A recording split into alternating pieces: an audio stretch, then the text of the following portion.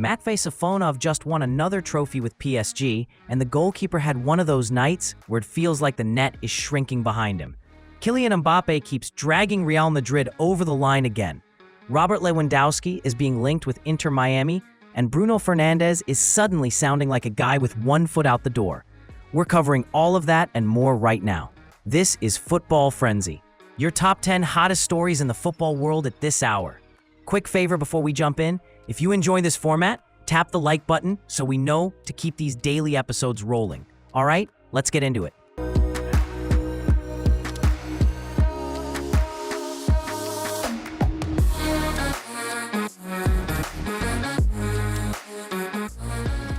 When Paulo Dybala arrived at Roma, it felt like a real statement signing, the first true superstar they landed in a long time. Jose Mourinho was a big reason that move happened, and even after Mourinho left, Dybala stayed. Under Daniele De Rossi, he arguably looked even sharper than he did before, because the whole system gave him more freedom to operate between the lines. The problem is, his time in Rome has constantly been interrupted by injuries. Even when he puts together a great performance, the conversation often shifts right back to his fitness. Another setback, another concern. Roma can survive that better than they could a few years ago because their attack isn't built around one player anymore. But it does change the equation. Dybala isn't quite as essential as he once was, and as he's gotten older, those little issues have started to stack up more often. On top of that, he's on a big salary by Roma standards, and lately, the exit rumors have been getting louder. La Gazzetta dello Sport says the expectation is that he's set to leave in the winter window, and in Argentina, the Boca Juniors links keep gaining momentum. Leandro Paredes, who has strong Boca ties, was even at a Roma match and talked publicly about wanting to see Dybala join.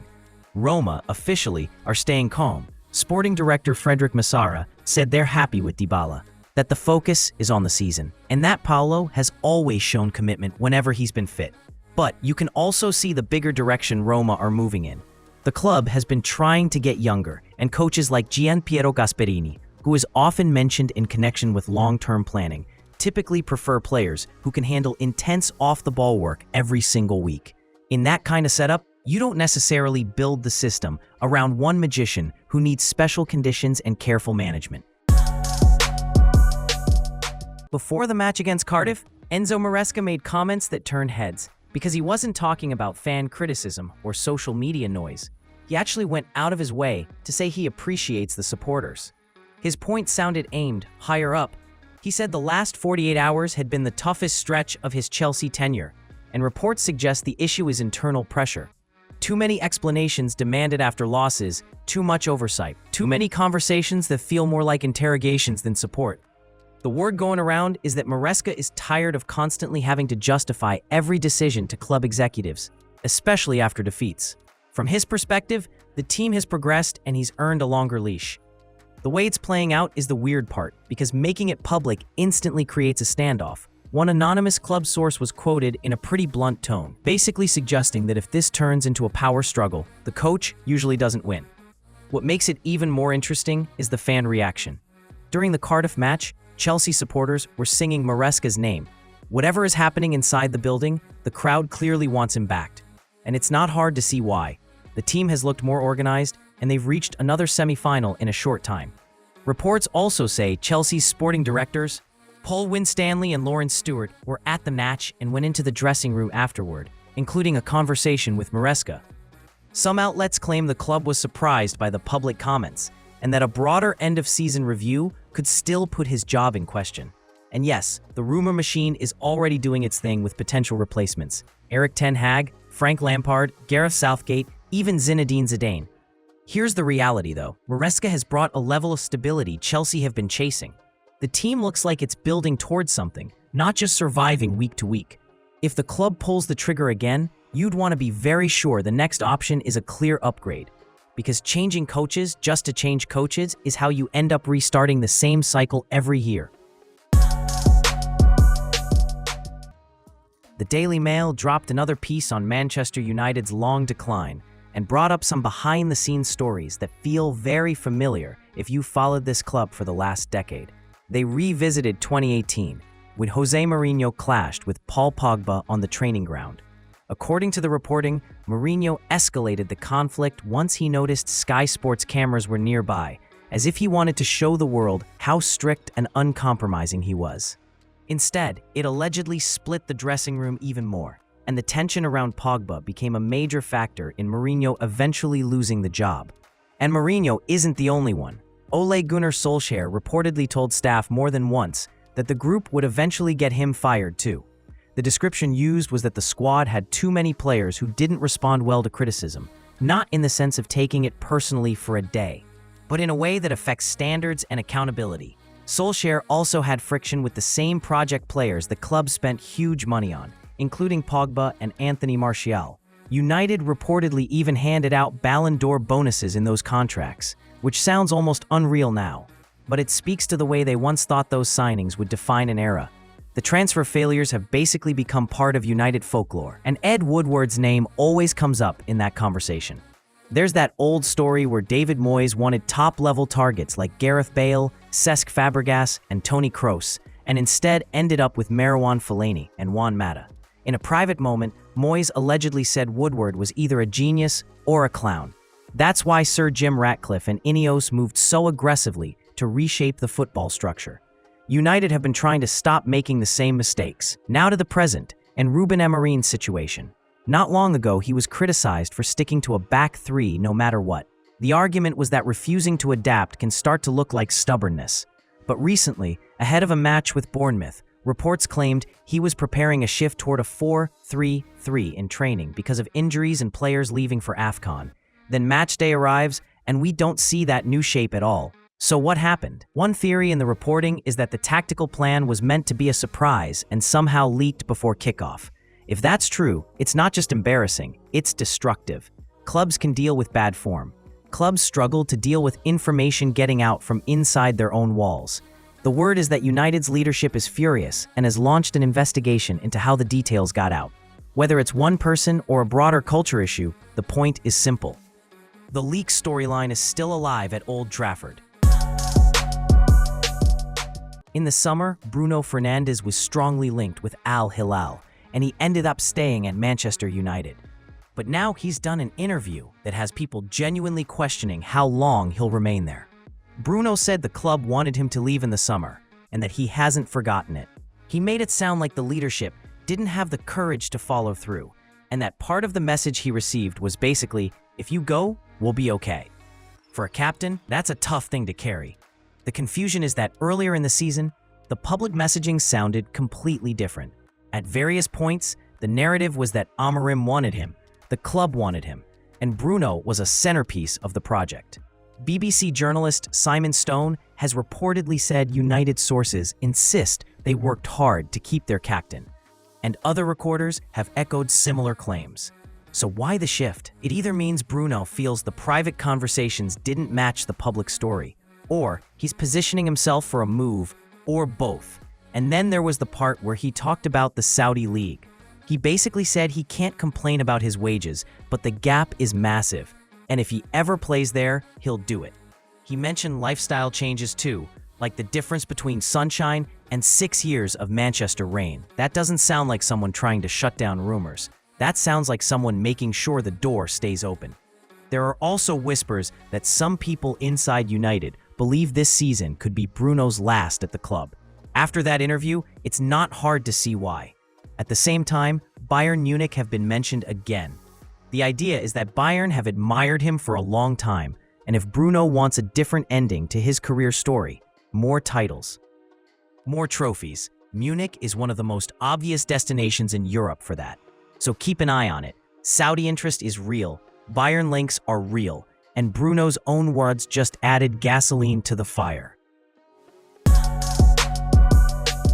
Thiago Silva is Brazilian, but his family life is heavily tied to England.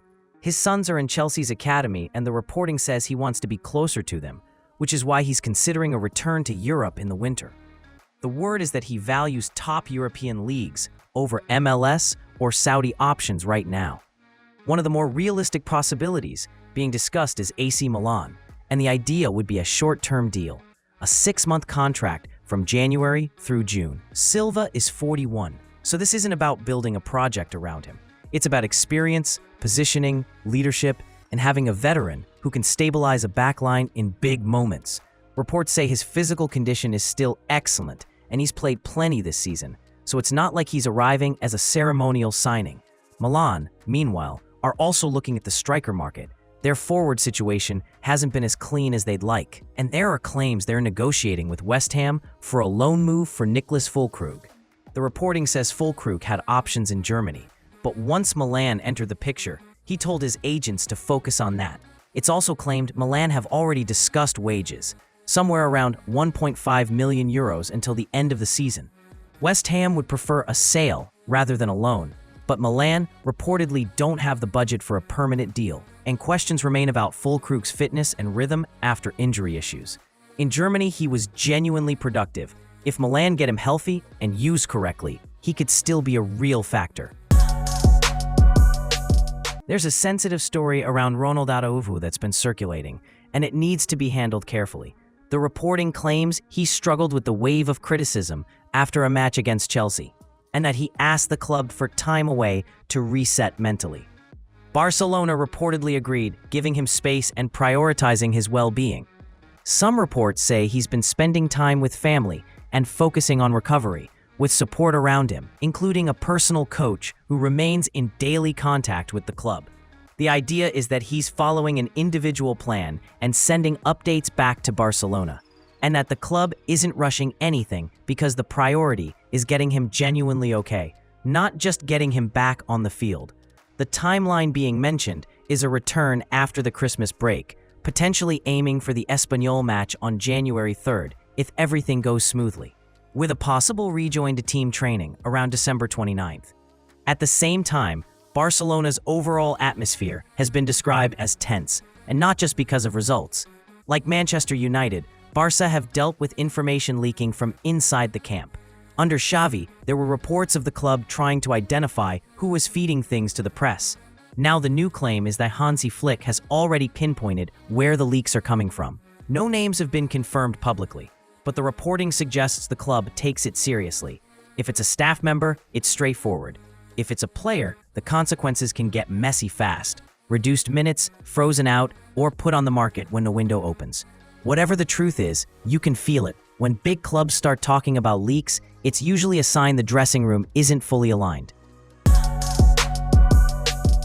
Jules Koundé hasn't had the smoothest season by his standards. Last year he was basically undroppable, a leader, and one of the most reliable pieces in the squad. This season, Flick has benched him a few times even when he's been fit, which immediately raised eyebrows. One clear issue for Barcelona is depth at right back. They don't have many natural options there, and it's forced them into patchwork solutions. That's why a new name is popping up: Julian Ryerson from Borussia Dortmund. According to Sky Sports journalist Patrick Berger, Barcelona have already held initial talks, and the reports say Ryerson is open to the move. Barca see him as a relatively affordable option who can bring real quality on that side, and his ability to cover centrally could help too, especially if Araujo's return takes time. There's also another Dortmund rumor floating around: Karim Adeyemi possibly leaving.